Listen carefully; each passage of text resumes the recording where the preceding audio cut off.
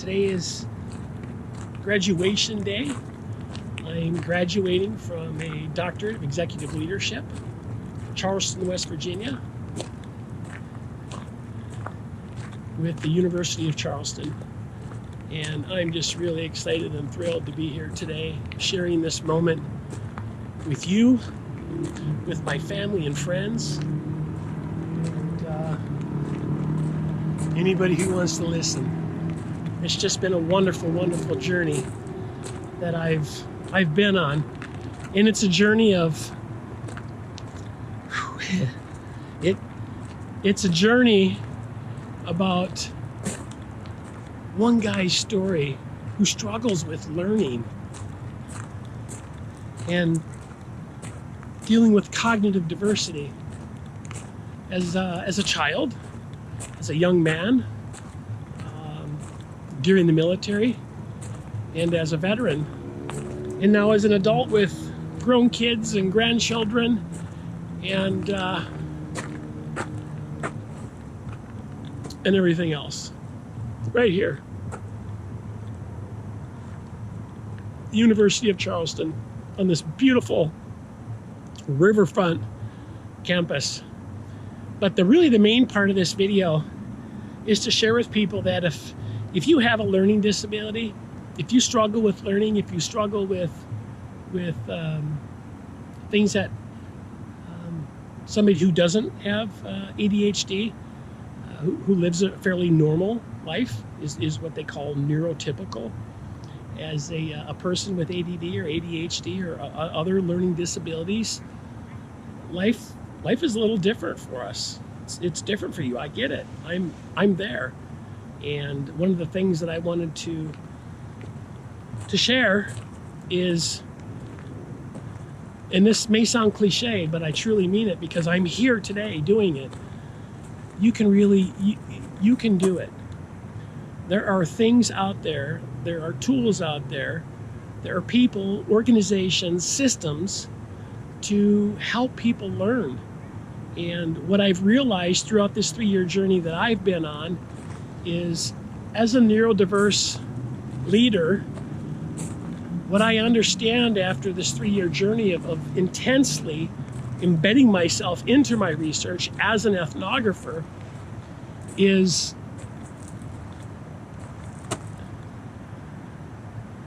we, as neurodiverse people, are living in a world that was built and designed for neurotypical people. And said another way, what that means is people that have a brain like mine, we think much differently than the average person. And I don't want to say a normal brain, because what's normal? But for this situation, I'm going to go ahead and say normal. People with normal brains functioning in a world built and designed for neurotypical people, they thrive in it. Now, if you're neurodiverse, things are a little different. You feel perhaps like maybe you don't fit in. You feel perhaps like you're not heard. You feel perhaps that you might not know your voice or your identity or self-agency. And that can cause disruption, quite honestly. And one of the things that I've learned is to be tolerant of everybody, including those who perhaps shouldn't or deserve to have any tolerance shared with them, for them. But guess what? I'm learning too, and I'm enjoying this process. But back to what I was saying earlier, as a neurodiverse person, living in a world that was built for people that are neurotypical, it has its challenges. But those challenges that you endure and you face created me to be the person and the man and the human being the way God made me to be. Not having to try and fight or struggle or fit in, just to march to the beat of my own drum and to be the best version of me that I possibly can. Thanks a lot for hanging out with me today. Take care, have yourself a blessed day, and we'll talk to you soon.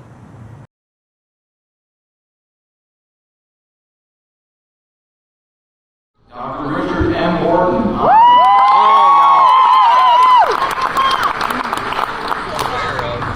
differences within people you work with, within leadership, within coworkers. Yeah, that's really just kind of the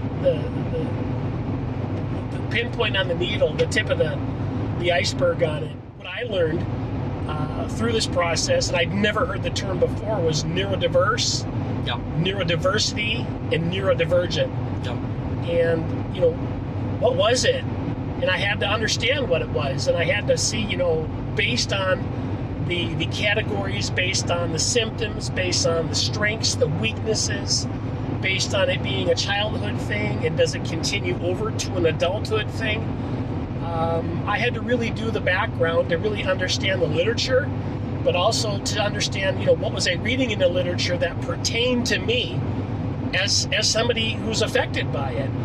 And what I realized through my research is I'm a neurodiverse individual living and trying to thrive and survive in different aspects in a world that was designed for neurotypical people of a normal mind. And a lot of people out there, scholars or other people that are critical thinkers, will come back at me, and this is exactly what I did, is what's a normal mind? Yeah. And at the end of the day, I'm like, we're all the same, we're just different. So then through your conversations with your chair, your board, your classmates, your cohort, with your knowledge now, and do you think that you are able to identify neurodivergent, neurotypical individuals through conversation? Somebody who has, say, ADHD, and they really have ADHD, you can see it. I can easily spot it out. Somebody may not. They may think, well, that guy's got a lot of energy, or man, that guy's a visionary, or look at how intense that guy is, or oh, he can get really upset super easy. Everybody has different symptoms, and it affects everybody's chemistry a little bit different. Is the instrument. In my research, the instrument allows people to self-identify, and we have all of the different categories under the neurodiverse category, and they can go in there and select one, or if they have a comorbidity, they can select all that apply, which is myself. I have comorbidities. I have traumatic brain injury, ADD, ADHD. There are certain situations where anxiety will creep in and get the better of me. Depression has been an issue over different aspects of my life for different reasons, and up until now, I never really understood. As a vet who has traumatic brain injury, if somebody just came up to me and said, dude, you have like traumatic brain injury or something, you're kind of weird, that would be a little bit offensive. But if somebody came up to me and said, hey Rick, are you service connected? And what that means is I have a service-connected disability. They have that background knowledge to address somebody and come in discreetly and say, hey, are you service-connected? Yeah, I am. Are you? Yeah. Once you take it and you figure out categories, and would you be curious to find out what it would be like to make your mind not divergent, but typical? Oh, yeah. Have there been people that have said, I just want to be normal? Yeah. Oh, yeah. Is that possible? They do. It's called neurofeedback. You put the same cap on. It's a electrical stimulus. The brain is a muscle, and when worked, it can grow. It can change. But yeah, neurofeedback, that's something that can be researched. It's amazing. I did one session. I know it works. I close with is we're all the same, we're just different. And are we tolerant or intolerant of others and ourselves? Because it all begins in the mirror. Who are you looking at in the mirror? What kind of conversations are you having daily? And if they're not positive, if they're not uplifting, if they're not creating some sort of change or driving some sort of internal change or way to seek, I don't know, a better version of you, then I think we just kind of get stagnant. Try to be better than yesterday.